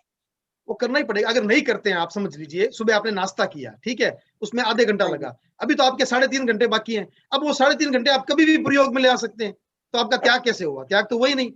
अब अगर आप त्याग कर देते हैं नाश्ता करके कि दोपहर को 12 बजे तक मेरे को खाने का त्याग है, तब वो आपके फल में पड़ेगा ना। ठीक है जी, ठीक है। हाँ जी, ठीक। विनीता जी अपना प्रश्न पूछें। और 2 हैंड रेज हुए हैं, एक का नाम है आईफोन रेडमी, कृपया वो अपना वीडियो ऑन करें और अपने आप को रीनेम कर लें, अपना नाम के साथ प्रॉपर रीनेम करें। विनीता जी अपना प्रश्न पूछें। जय जिनेंद्र भाई साहब। जय जिनेंद्र जी। हाँ जी भाई साहब, मैं ये पूछ रही थी, वनीता जन भिवानी हरियाणा से हूँ मैं। हमने व्रत लिए हैं और उससे पहले जो हमारे दोष लगे हैं उनका हम प्रायश्चित कैसे करें? ऐसा है ना, दोष जो भी हमारे लग रहे हैं वो हम जब भी प्रतिक्रमण करते हैं तो उन दोषों का प्रायश्चित हो जाता है व्रत लेने से पहले। हाँ हाँ, व्रत लेने से पहले भी अगर हमारे कोई दोष लगे हुए हैं, हम प्रतिक्रमण तो करते ही है ना। हाँ जी। तो दोष कब लगता है? जब आपने कोई व्रत लिया कि मेरे को 1 घंटा खाने का त्याग है और उस घंटे में आपने खा लिया, दोष तो तभी लगा ना। अगर आपने कोई व्रत लिया ही नहीं तो दोष लगने की तो बात ही खत्म हो गई, फिर दोष तो लगने की बात ही खत्म हो गई ना। दोष तो कब लगेगा कि हमने कोई त्याग स्वीकार किया और उसको खंडित कर दिया या उसमें कहीं दोष लग गया। तो पहली बात तो हमारा त्याग ही नहीं लिया, तो फिर दोष की बात ही खत्म हो गई। और उसके बावजूद भी हमारे द्वारा मन में कोई भी प्रकार की ऐसी भावना आती है कि भाई मैंने ये गलत कर दिया, तो ये जो प्रायश्चित है, ये प्रायश्चित ही उसका दोष का हो जाता है। हम प्रतिक्रमण करते हैं तो उसका प्रायश्चित हो जाता है। इसीलिए प्रतिक्रमण करते रहना चाहिए, श्रावक को प्रतिक्रमण करते रहना चाहिए, ताकि जो भी उससे दोष लगे हैं उसका समाधान हो। नहीं भाई साहब, जैसे सन 2012 में मैंने व्रत ग्रहण किए, लेकिन 2012 से पहले भी मेरे दोस्त तो लगे ही होंगे ना भाई साहब? अरे दोस्त तो लग ही रहे हैं, अभी भी लग रहे हैं। बात को समझने की कोशिश करें आप। दोस्त तो अब कौन से लग नहीं रहे, अभी भी दोस्त लग रहे हैं। 2 तरह के दोष होते हैं, एक तो व्रत को स्वीकार करने के बाद के दोष, जो कि हमने स्वीकार कर लिया अब दोष लगता है। एक हमने व्रत स्वीकार ही नहीं किया, हमने कोई त्याग किया ही नहीं। आपने आज का त्याग कर दिया कि आज मेरे को आम खाने का त्याग है, अगर गलती से आम मुंह में डाल लिया आपको दोष लग गया, ठीक है। कल आपने आम का त्याग किया ही नहीं, आम खाया, तो इसमें कौन सा दोष लगा बताओ मेरे को? दोष कब लगता है? मेन तो दोष तब लगता है ना जब हम कोई व्रत को स्वीकार करें। व्रत को स्वीकार नहीं किया तब दोष की बात नहीं है, पाप कर्म तो हमारे लगते ही रहते हैं। और हम जब प्रतिक्रमण करते हैं तो हमारी आत्मा की उज्ज्वलता वैसे ही हो जाती है, प्रायश्चित के द्वारा हमारी आत्मा की उज्ज्वलता होती है। तो हम प्रतिक्रमण के साथ ही प्रायश्चित कर सकते हैं, प्रतिक्रमण ही उसका उपाय है। जो हम 12 व्रत ग्रहण करते हैं, कई बार भूल जाते हैं भाई साहब कि क्या व्रत लिया था, उसका क्या करें फिर हम? इसीलिए ये पुस्तिका प्रकाशित की गई है, ताकि ये पुस्तिका आप अपने पास रखें और इसको 15-20 दिन में, महीने में एक बार पढ़ते रहें, ताकि आपको वो विस्मृति ना हो, आपको याद रहे कि मैंने ये दिए हुए हैं। लेकिन उसके बावजूद भी वहां पे आचार्य प्रभु ने कृपा करवाई हुई है, यानी कृपा मतलब वो थोड़ी खुली छूट रखी हुई है कि अगर विस्मृति भूल के कारण कोई काम हो गया तो उसका आगार है। भूल के कारण हो गया तो उसका आगार है। तो उसमें लिखे हुए हैं, आप पुस्तक पढ़ेंगे तो उसमें आपको क्लियर हो जाएगा। बहुत बहुत धन्यवाद भाई साहब। बहुत एक मेरा, हेलो, हाँ जी हाँ भाई साहब, जय जिनेंद्र। एक मेरा भी प्रश्न है, संवर में प्रतिक्रमण करना पड़ता है क्या? रात्रिकालीन संवर में? जरूरी नहीं है। जरूरी नहीं है, ठीक नहीं जी, ठीक। करे तो बहुत अच्छी बात है, करे तो बहुत अच्छी बात है, लेकिन कोई आवश्यकता वाली बात नहीं। आवश्यकता नहीं, ठीक। अभी एक और रेडमी जिनका नाम है, उन्होंने वीडियो भी ऑन कर लिया, वो अपना सवाल पूछे। मेरा सवाल ये है कि जो पुराने ऑडियो हैं आपके, वो सब आप इसी लिंक में डाल दीजिए ना, सब और भी किसी को, मुझे भी देखने हैं, तो वो मुझे उपलब्ध हो जाएं। डाल देता हूँ। हाँ जी, धन्यवाद। आप इसको थोड़ी देर में मीटिंग के बाद इसको खुला भी रखूंगा, ताकि जिसने नहीं कॉपी किया वो डाउनलोड कर लेगा। जी धन्यवाद। हाँ जी, और नेक्स्ट खुल्लर साहब। हाँ जी पूछो जी प्रधान जी। हाँ जी खुल्लर साहब, बस समय बहुत हो गया। क्या था तो जी प्रधान जी रतनलाल जी को सवाल पूछना चाहते हैं वो पूछे। हाँ जी, जय जिनेंद्र जी सभी से। हेलो जय जिनेंद्र जी, मैं ये कहना चाहता था कि गोचरी का दोस्त तो 101% सभी को लगता है, पंजाब में तो 101% लगता है। तो इसके ऊपर आप थोड़ा तरीके से समझाएं इन लोगों को कि गोचरी किस प्रकार करनी चाहिए, कैसे करनी चाहिए। 99.9% दोस्त लगता है सभी को। इसमें केवल पंजाबी नहीं, हम लोग मारवाड़ी है उनको भी दोस्त लगता है, 101% मैंने देखा है। तो इसके ऊपर आप विशेष रूप से लेक्चर दें और सबको अच्छी तरह समझाएं। मैं आपको स्पेशल रिक्वेस्ट करूंगा इस बात के लिए। और इस पर मेरा भी एक प्रश्न है जी ओमर। इनका उत्तर देने से पहले मेरा एक प्रश्न है। हाँ जी अगर उपासक जी आज्ञा दें, मैं ये कहना चाहता हूँ, जैसे अभी रतनलाल जी ने कहा भी हमें दोष लगता है। हाँ जी क्या हम जब साधु संतों को, चरित्रात्माओं को कुछ बहराते हैं, अगर देखो इसका उद्देश्य तो ये भी, एक तो हमारा 12वां व्रत पाई जाए, दूसरा ये है भी हमें इसका कुछ लाभ मिल जाए। मान लो ये व्यक्ति दोनों बातें ना चाहे, लेकिन इतना चाहे भी हम खा रहे हैं, हमारे गुरु भूखे क्यों बैठे रहे? दोष लगता है तो लगने दो, क्या बात है। अगर हमारी ये सोच है तो इसका क्या मतलब है, इससे हम कैसे बच सकते हैं? अगर दोष लगता है तो लगने दो, तो फिर वो लोकोत्तर दान नहीं है, लौकिक दान है। वो लौकिक दान है, फिर वो लोकोत्तर दान नहीं हो सकता है।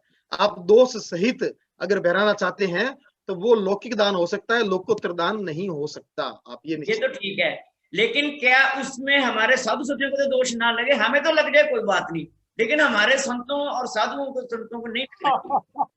देखिए दो बातें हैं केवल कृष्ण जी, हम अपने दोषों की बात कर रहे हैं।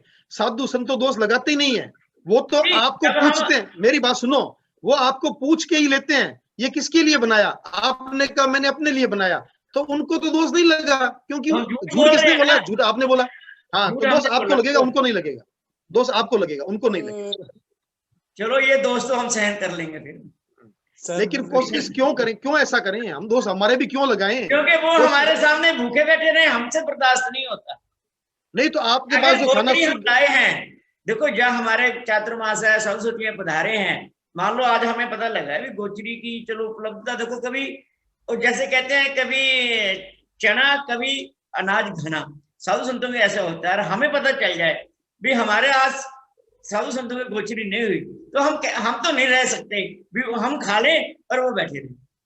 हमारे भाई साहब की भी ये सोच है, मेरी भी तो तो इसमें उनका अपना दोष लगाने से अच्छा है उस दिन आप भी त्याग कर दें कि आज हम भी नहीं खाते। नहीं हम तो नहीं खाएंगे, ठीक है, लेकिन उनको भूखा कैसे देखें? नहीं, दोस्त तो दोस्त है। अब कैसे रहने दे कैसे नहीं रहेंगे वो आपकी कमजोरी है, लेकिन दोस्त तो दोस्त ही होता है।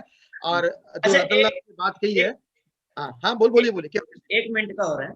जैसे अभी आपने बताया, अभी संबर करने के बाद 4 संबर सही समय से, जैसा गुरुदेव ने निश्चित किया, लेने के बाद एक पोषित हो जाती है। क्योंकि ये मेरे से घटित हुआ है, क्योंकि मैं 30-35 साल से लगातार पोषित करता रहा, लेकिन 2017 में जब मेरा ऑपरेट हुआ तो मेरा स्वास्थ्य कुछ ऐसा हो गया, अभी 3 साल हो गए मेरे जो पोषण छूट गई, लेकिन मेरे को बहुत ग्लानि होती है। उस दिन जब मैं खाता हूँ मेरे को भूख बिल्कुल नहीं लगती, लेकिन खाए बिना रहा नहीं जाता, थोड़ा थोड़ा खाता हूँ। आज आपने समाधान देके मेरी जिंदगी का एक बहुत बड़ा हिस्सा पूरा कर दिया, लेकिन उसमें मैं एक बात पूछना चाहता हूँ। मैं ये पूछना चाहता हूँ, जैसे हम संबर लेंगे 8 बजे से लेके, चाहे भवन में करें या घर में करें, लेकिन जैसा आपने कहा, मैं प्रेरित करूंगा अपने दोस्तों को, अपने भाई बहनों को, कि हम मिलजुल के 1 मास में कम से कम 2 संबर हम भवन में करने का हमारा भाव है। लेकिन क्या हम जैसे घर से खाना खा के जाएंगे, तो जिस दिन संबर करना है 6-7 मतलब सूर्य अस्त होने का कोई उसमें प्रावधान है, या जैसे 8 बजे का टाइम में भी हम 7 बजे तक खा सकते हैं? नहीं, भली मर्जी खाओ। 8 बजे संवर लेना है, संवर लेने से पहले आप क्या करते हो उससे कोई मतलब नहीं है। अच्छा, रात में चारों हर का तैयार होगा, संवर लेने के बाद तो अपने आप ही त्याग होगी 8 बजे के बाद सुबह सूर्योदय होने तक। हाँ जी। बहुत बहुत धन्यवाद। ये बहुत आपने मेरे को एक नई जिंदगी प्रदान कर दी। ऐसे मैंने नहीं दी, सब गुरुदेव ने गुरु गुरुदेव ने दी। गुरुदेव की आज्ञा है, लेकिन खुलासा आपने किया है, मेरे को पता नहीं था इस बात। बहुत बहुत धन्यवाद। रतनलाल जी की बात पे ये बात बहुत बढ़िया बात है। हमने आज इसकी चर्चा की है और संभवतः अगली क्लास में थोड़ी चर्चा और करेंगे कि गोचरी के बारे में थोड़ी और बातें करेंगे। हमारे दिमाग में सिद्धांत क्लियर रहना चाहिए। सिद्धांत क्लियर होने के बाद में अब जैसे अभी केवल कृष्ण जी का दोष लगे तो लगे, हम तो नहीं देख सकते ऐसे। तो वो आप दोष लगा जानबूझ के लगा रहे वो एक अलग बात है, लेकिन कहाँ दोष है कहाँ दोष नहीं है ये आपको जानकारी में होना चाहिए, आपको ध्यान में होना चाहिए। तो ये सिद्धांत को आप समझ लें। अब उसको आचरण में कितना लाएं कितना नहीं लाएं वो आपके ऊपर निर्भर करता है, उसमें हम कुछ नहीं कर सकते, वो सबकी व्यक्तिगत अपनी साधना है। मेरा एक निवेदन है, एक निवेदन, एक मिनट, कौन बोल रहा है, एक मिनट। मैं ये निवेदन करना चाहता हूँ उपासना जी आपसे कि ये जो 12 व्रत आपने अभी व्याख्या करी है पूरी 3-4 क्लासों में, मेरा आपसे एक नम्र निवेदन है, अगर सब भाई बहन सहमत हों तो एक क्लास इसको शॉर्ट में लगाएं या 2 क्लास में, इसको 6-6 व्रत करके एक बार प्लीज दोबारा इसका थोड़ा सा, इतनी व्याख्या ना करें, थोड़ी ये हम इस क्लास के बाद में हम बात कर लेंगे फिर। ठीक। एक भाई साहब छोटा सा क्वेश्चन पूछ रही हूँ मैं। आप पूछो। भाई साहब आपने बताया कि जैसे हम साधु साध्वियों को कोई जैसे दवाई रूप में हम घर में नहीं है और महाराज हमको रुका दे दिया कि आपको ये पर्ची से ये दवाई लानी है और हम लाकर दे देते हैं और फिर हम आलोयना गुरुदेव से लेते हैं, तो इस बारे में तो हम लेते नहीं है, तो क्या उसके बारे में हमें आलोयना लेनी चाहिए? नहीं, वैसे मेरे को जहां तक जानकारी है वो 2 साधु साध्वियों को लगता है, तो साधु साध्वी तो आलोयना लेते हैं। हाँ, साधु साध्वी तो प्रायश्चित लेते हैं। तो हमने तो दोष लगाया ही नहीं, हमने क्या दोष लगाया बताओ? हाँ वही चीज पूछ रही हूँ। बहुत अच्छी है भाई साहब, आपका लिंक मैं हमेशा सब जगह भेजती हूँ और मेरी कलकत्ता से बहुत बहनें जुड़ भी रही है और आपके प्रति हम बहुत बहुत कृतज्ञता ज्ञापित करते हैं आपके लिए। केवल कृष्ण जी का और सुनील जी का काम हल्का कर रहे हैं, बहुत अच्छी बात है, उनकी तरफ से आपको आभार है जी। हाँ हमारे सहयोगी बन गए। संजय जी कुछ कहना चाहते हैं? नहीं, मैं सूर्य प्रकाश जी भाई साहब से आज्ञा लेकर ही लिंक भेजती हूँ सभी जगह। फर्स्ट दिन मैंने फोन किया था इनसे। हाँ ठीक है। मैं विनोद देवी सुराना की मैं देरानी हूँ। मैंने आपसे फोन करके सभी को मैं लिंक भेजती हूँ, तो मैंने भी बहुत खुशी है। बहुत बहुत धन्यवाद। हाँ जी, संजय जी कुछ कहना चाहते हैं? संजय जी, मैं ये कहना चाह रहा था जी, जैसे पास वाले गांव में साधु साधियां विराज रहे होते हैं, तो सुबह के समय में धंवर ज्यादा रहती है, तो हम लोगों के मन में आता है अभी साधु सत्या गोचरी नहीं जा सकते, हम सेवा में जाएं। ये भाव से हम जाते हैं दर्शन करने के लिए, उसका तो नहीं दोष लगता ना, दोष नहीं लगता। आप सेवा करने जाएं, बशर्ते आप वहां जाके नाश्ता करें, साधु संतों की सेवा करें। ऐसा नहीं है वहां गए महाराज को गोचरी करवाई और वापस आ गए, वो फिर दोष ही दोष है। अगर वहां गए, आप गए, आपने नाश्ता भी वही किया, अपने खाने जितना सामान ही लेके गए और वहां पे कुछ देर सेवा भी की, तो उसमें दोष नहीं। ओम अर्हम, बहुत बहुत धन्यवाद जी। सिमिलर क्वेश्चन, जैसे जिस दिन कभी बारिश होती है, पता है भी साधु साध्वियां बाहर नहीं जा सकते, उस दिन 1.5 किलोमीटर से जो बाहर है वो अगर गोचरी लेके आते हैं तो उसके लिए कोई दोष वगैरह? देखिए, गोचरी लेकर अगर कोई जाता है तो दोष ही दोष है खुल्लर साहब। अगर कोई व्यक्ति सेवा की भावना से जाता है कि वहां जाके मैं कुछ देर साधु संतों की सेवा कर लूंगा और आज वहीं बैठ के मैं खाना खाऊंगा, तो दोष नहीं है। लेकिन यह सोच के जाता है कि साधु संतों को बहरा के वापस आ जाता हूँ, गोचरी करा के आता हूँ, तो दोष ही दोष है।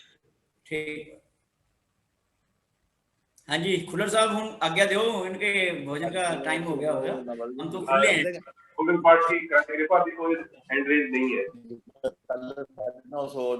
रिम नमो अरहंताणम, ओम रिम नमो सिद्धाणम, ओम रिम नमो आयरियाणम, ओम रिम नमो उवज्झायाणम, ओम रिम नमो लोये सब्बसाहूनम, एसो पंच नमुक्कारो सब्ब पाव पणासनो, मंगलाणम च सव्वेसिम पद्मम अवै मंगलम, चत्तारि मंगलम, अरहंता मंगलम, सिद्धा मंगलम, साहू मंगलम, केवल पन्नतो धम्मो मंगलम, चत्तारि लोगुत्तम, अरहंता लोगुत्तम, सिद्धा लोगुत्तम, केवल पन्नतो धम्मो लोगुत्तमो, चत्तारि शरणं पवज्जामि, अरहंते शरणं पवज्जामि, सिद्धे शरणं पवज्जामि, साहू शरणं पवज्जामि, केवल पन्नतम धम्मम शरणं पवज्जामि, चारु शरणा सगा और न सगो कोय, जे कोई भव्य प्राणी आदरे, अक्षय अमर पद होय।